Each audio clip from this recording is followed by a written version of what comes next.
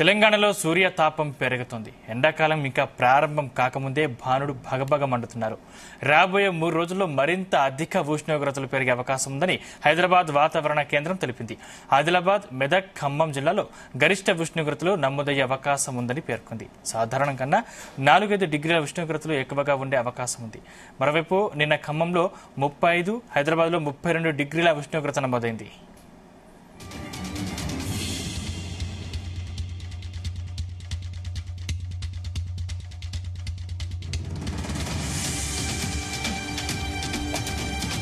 ఇంకా తెలంగాణలో సూర్య తాపం పెరుగుతోంది. ఎండాకాలం ఇంకా ప్రారంభం కాకముందే భానుడు భగభగ మండుతున్నాడు.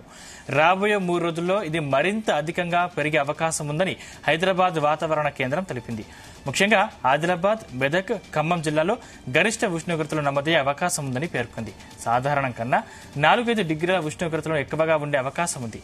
మరోవైపు నిన్న ఖమ్మంలో 35, హైదరాబాద్లో 32 డిగ్రీల ఉష్ణోగ్రత నమోదైంది.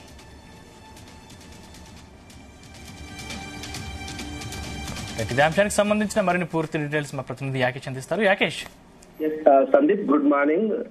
చలికాలంలోనే సూర్యుడు తన ప్రతాపాన్ని చూపిస్తున్నాడు. ఎండాకాలం రాకముందే ఎండలు ముదిరిపోతున్నటువంటి పరిస్థితి కనిపిస్తా ఉంది. తెలంగాణ వ్యాప్తంగా కూడా భానుడు బగబగ అంటున్నటువంటి పరిస్థితులు కనిపిస్తా ఉన్నాయి. అయితే ఇది రాబోయే రోజుల్లో కూడా ఇంకా ఉష్ణోగ్రతలు పెరిగే అవకాశం కనిపిస్తుందని వాతావరణ శాఖ కూడా పేర్కొంది. చలికాలం అంటే ఫిబ్రవరి ఎండింగ్ వరకు కూడా ఈ చలి తీవ్రత ఉంటుంది. ఈ ఫిబ్రవరి మధ్య కాలంలోనే అంటే ఇంకా మార్చి మొదటి వారంలోనే కొట్టాల్సినటువంటి ఎండలు ఈ ఫిబ్రవరి మధ్య కాలంలోనే కొడుతున్నటువంటి నేపథ్యంలో తెలంగాణ ప్రజలు కొంత ఇబ్బంది పడుతున్నారు. మధ్యాహ్నం పూట అయితే ఉష్ణోగ్రతలు కొంత పెరుగుతున్నాయని చెప్పుకోవచ్చు. చలికాలంలో 30 డిగ్రీలలోపు ఉండేటువంటి ఉష్ణోగ్రతలు మధ్యాహ్నం పూట దాదాపుగా 35 నుంచి 36 డిగ్రీల ఉష్ణోగ్రతలు నమోదవుతున్నాయి. ఖమ్మం ఉమ్మడి జిల్లాలో అయితే ఆ ఎండల తీవ్రత కొంత ఎక్కువగానే ఉందని చెప్పుకోవచ్చు.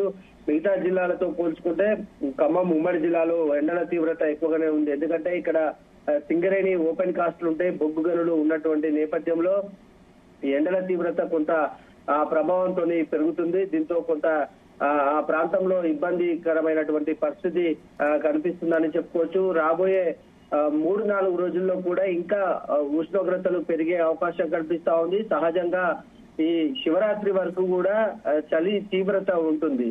అయితే ఈ శివరాత్రి రాకముందే ఇంకా శివరాత్రికి 20 రోజుల సమయం ఉన్న నేపథ్యంలోనే కూడా ఎండల తీవ్రత పగటిపూట ఉష్ణోగ్రతలు పెరుగుతున్నటువంటి పరిస్థితి కనిపిస్తా ఉంది. అయితే కొంత విభిన్నమైన వాతావరణం కూడా ఆ తెలుగు రాష్ట్రాల్లో కనిపిస్తుందని చెప్పుకోవచ్చు. ప్రధానంగా తెలంగాణలో అయితే ఉదయం పూట 10 గంటల లోపు అయితే కొంత చలి తీవ్రత చలి ఉంటుంది.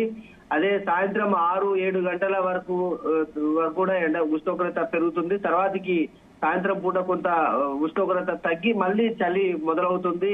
దీంతో విభిన్నమైనటువంటి వాతావరణం తెలంగాణలో కనిపిస్తుంది. వాతావరణ శాఖ కూడా అదే చెప్తుంది. పగటిపూట ఉష్ణోగ్రతలు పెరుగుతాయి, రాత్రిపూట ఉష్ణోగ్రతలు మాత్రం కొంత తగ్గుదల కనిపిస్తా ఉందని చెప్తుంది. అయితే ఈ రాబోయే 4-5 రోజుల్లో కూడా ఉష్ణోగ్రతలు పెరిగే అవకాశం కనిపిస్తా ఉంది. అయితే ఎండల తీవ్రత పెరిగిన నేపథ్యంలో కొంత రాష్ట్రంలో కూడా విద్యుత్ వినియోగం పెరిగినట్లు విద్యుత్ శాఖ కూడా చెప్తుంది. గతంలో ఎన్నడూ లేని రీతిలో కూడా ఈ ఫిబ్రవరి మాసంలో విద్యుత్ డిమాండ్ పెరిగింది. చాలా పెద్ద ఎత్తున కూడా ప్రజలు వినియోగం విద్యుత్ని చేస్తున్నట్లు చెప్తుంది. ఇప్పటికే కూలర్లు, ఫ్యాన్లు, ఏసీలు పెద్ద ఎత్తున కూడా తిరుగుతున్నటువంటి పరిస్థితి, కరెంటు ఎక్కువగా వినియోగం అవుతుంది.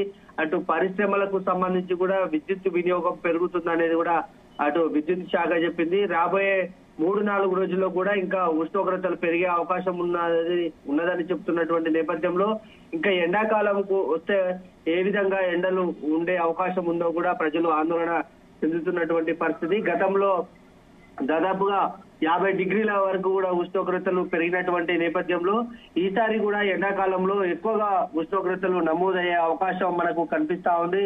ఈ మార్చి, ఏప్రిల్, మే 3 నెలల కాలంలో కూడా ఈ ఎండల ప్రభావం ఎక్కువగా ఉంటుంది కనుక ఇప్పటి నుంచే ప్రజలు చాలా జాగ్రత్తగా ఉండాలని వైద్యులు కూడా సూచిస్తున్నారు. ప్రభుత్వం కూడా ఏదైనా అవసరం ఉంటే తప్ప బయటికి వెళ్ళాలనేది కూడా ఎండాకాలంలో ప్రజలకు సూచిస్తా ఉంది. ప్రతి ఎండాకాలం కూడా ఈ విధమైనటువంటి ఆదేశాలు ఇస్తున్నటువంటి నేపథ్యంలో ఈ రాబోయే 3 నెలల కాలం కూడా ఎండల తీవ్రత ఎక్కువగా ఉండే అవకాశం కనిపిస్తా ఉంది.